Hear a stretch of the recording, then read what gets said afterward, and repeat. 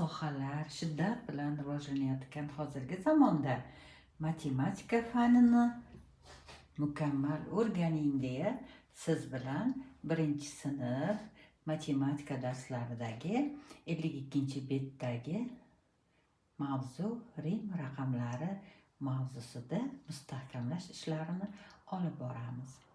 Demak, bolajonlar, 1-sinf o'quvchilari sizlar bilan shu paytgacha arab raqamlarini yozish, bir xonali sonlar va ulardan 2 xonali sonlar hosil qilish, mana bunday bosma holatidagilarni ham ko'rib o'qiy olish, o'rganish va ular ishtirokida qo'shish va ayirish amallarini bajarib, misol va masalalar yechdik. Ana bugun endi siz bilan Rim raqamlari mavzusini o'tamiz. Rim raqamlarini o'rganishda eng asosan 1, 5 va 10 raqamlarini o'rganib olamiz va ular ishtirokida mana uni yozma va bosma holatlari, ular ishtirokida 10 gacha bo'lgan sonlarni hosil qilamiz. Birinchi misolda siz Rim raqamlarini arab raqamlariga taqqoslab o'rgandingiz. Demak, arab raqamlarida 1 biz mana bunday yozgan bo'lsak, endi Rim raqamidagi 1ni mana bunday yozamiz. Uni barmoqlarimizda ham ifodalasak bo'ladi. Demak, 1 mana bunday yoki 2 mana bunday, 3 yana bittaga orttiramiz. Ana Rim raqamining dastlabkilari juda ham oson, esda qolarli darajada ekan. Demak, 1, 2, 3 Rim raqamida mana shunday ifodalanadi. To'r biroz murakkab ko'rinadi, lekin biz 5 ni bilamiz. 5 xuddi bosma V harfiga o'xshar edi, bolajonlar. Uni oldiga mana bunday 1 ni qo'ysak, ya'ni chap tarafiga 1 ni qo'ysak, xuddi 5 dan 1 ni ayirsak, to'r degandek, mana shu Rim raqami to'rni ifodalar ekan. Ana endi 5 ni biz bilamiz, xuddi bosma V ga o'xshaydi. 5 shunday ifodalansa, 6 ni hosil qilish uchun esa uni o'ng tarafiga 1 ni yozar ekanmiz. Xuddi 5 ga 1 ni qo'shgandek. Ana endi 7 ni hosil qilish uchun esa 5 dan keyin 2 ni ifodalaymiz. Ya'ni 5 ga 2 ni qo'shsak 7. Bu Rim raqamida 7 xuddi shunday ifodalanar ekan. Ana endi 8 yana 5 ni yozamiz va 3 ni yoniga yozamiz. Demak, bu arab raqamida o'rgangan 8imiz, bu Rim raqamida o'rgangan 8imiz.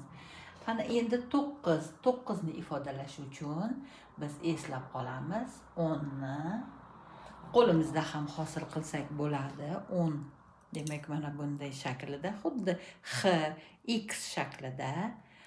Ana endi uni yoniga 1 ni qo'yish oldiga, ya'ni chap tarafiga 1 ni qo'ysak, xuddi 10 dan 1 ni ayirsak 9 degandek, bu 9 Rim raqami xuddi shunday ifodalanar ekan. Endi 10 ni eslab qolganmiz. 10 ni yoniga o'ng tarafiga 1 ni qo'ysak necha bo'ladi? Xuddi mana bu ko'rinishda 1-sini hisobga olmaymiz. Mana bu bilan mana 2-si. Bu xuddi bizni 11 ni xuddi shunday ifodalanar ekan. O'z-o'zidan mana shu 10 ni yoniga bularni navbat bilan qo'ysangiz, keyingi 2 xonali son paydo bo'ladi. Buni siz mustaqil o'rganib olsangiz bo'ladi. 20 esa mana bundan 2 ta bo'ladi. Demak, mana bu ikkalasi 20. 20 va mana bu 21. Hozirgi yashayotgan asrimiz 21-asr. U haqida yana keyin to'xtalamiz. Ana endi misollar ishlaymiz. Biz arab raqamida mana bu misollar bizga yod bo'lib ketgan. Buni biz bog'cha yoshimizdayoq o'rganganmiz. 1-sinfda boshlarida o'rganganmiz. U juda ham oson. Endi o'sha misollarimizni Rim raqamida hisoblaymiz va ifodalaymiz. 1 ga 4 ni qo'shsak 5, yozishda adashmang. 7 ga 3 ni qo'shsak 10, 10dan 5 ni ayirsak 5, 5 ga 5 ni qo'shsak 10. Hammasini mana strelkada yo'naltirib, arab raqamida ifodalangan misollarga ko'rsatib qo'ydim. Buni takrorlab yuring xayolan. O'zingiz ham boshqa misollar tuzing. Hattoki undan keyingilarini o'rgansangiz, ular ichida ham shunday misollar tuzishga o'rganing. Endi bizda savol tug'iladi. Rim raqamlari bizga ko'proq qachon kerak bo'ladi deb. Masalan, guruhlarni ifodalashda rim raqamlaridan foydalanamiz. Chorakni ifodalashda men ham oldingi darslarimda ham har doim chorakni ifodalamoqchi bo'lsam, mana shunday rim raqamidan foydalandim. Yoki sinfni ifodalashda, yana soatlarni arab raqamlarda ifodalanganini ham ko'rgansiz. Rim raqamida ifodalanganligini ko'rsangiz, endi mana o'rganib oldingiz rim raqamini, adashmasdan ayta olasiz. Bundan tashqari katta yoshdagi kattalarni kitoblariga e'tibor bersangiz, bo'limlar rim raqamida ifodalangan. Siz bilan biz bugun vaqt o'lchov birligidan asrni ham o'rganamiz. Bir asr 100 yilga teng.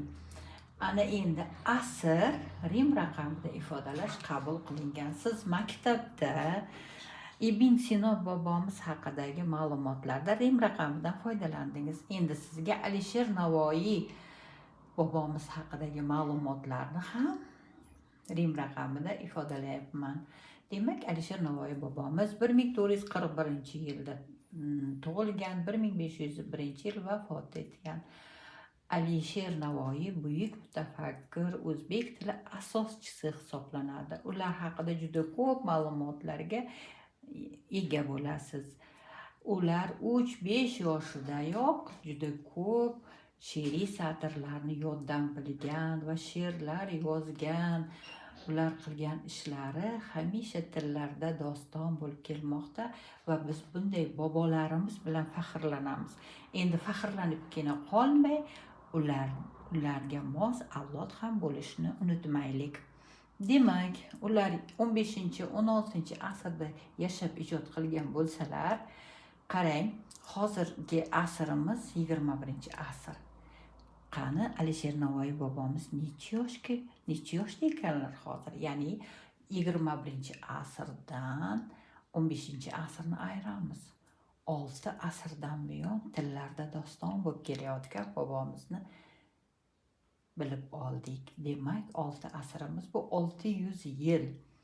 Qarang bolajonlar, demak 600 dan keyin ham sizning shunday ixtirolaringiz, ijodlaringiz bo'lsinki, sizni ham avlodlaringiz yodga olib yursin. Ana endi sizning darsliklaringizni kuzatib, qonuniyatlar haqida, qonuniyatlarni aniqlang degan topshiriqlar borligini ham ko'rdim. Demak, matematika fani juda keng va juda ko'p bilimga ega. Ana endi mana bunday shakldagi qonuniyatni topishda qiynalmadingizmi? E'tibor bering. Demak, xuddi rim raqami mana bu yerda bu boshlanishida esa rim raqamidagi 1ni yarmi ifodalangan. Mana bu yerda endi to'lig'i ifodalandi.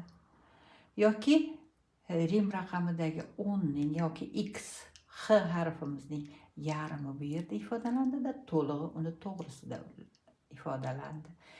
Endi geometrik shakllardan aylanani yarmi bu yerda ifodalandi, to'lig'i bu yerda ifodalandi. Endi mana bunday belgini to'g'risiga qanday belgi qo'yiladi?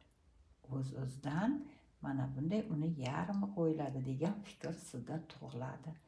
Ana siz qonuniyatni aniqladingiz.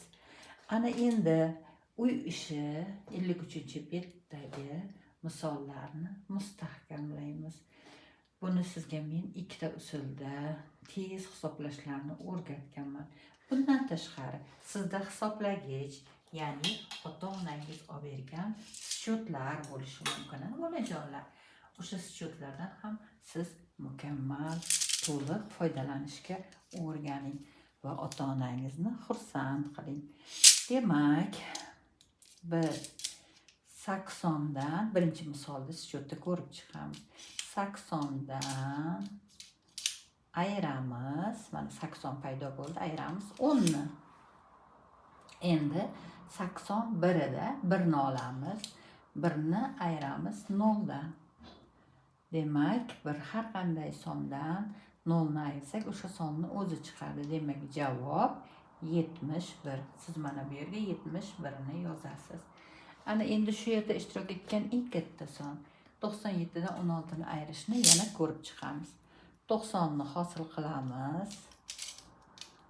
Mana shu yerda 90 turibdi. 90 dan 10 ni ayiramiz.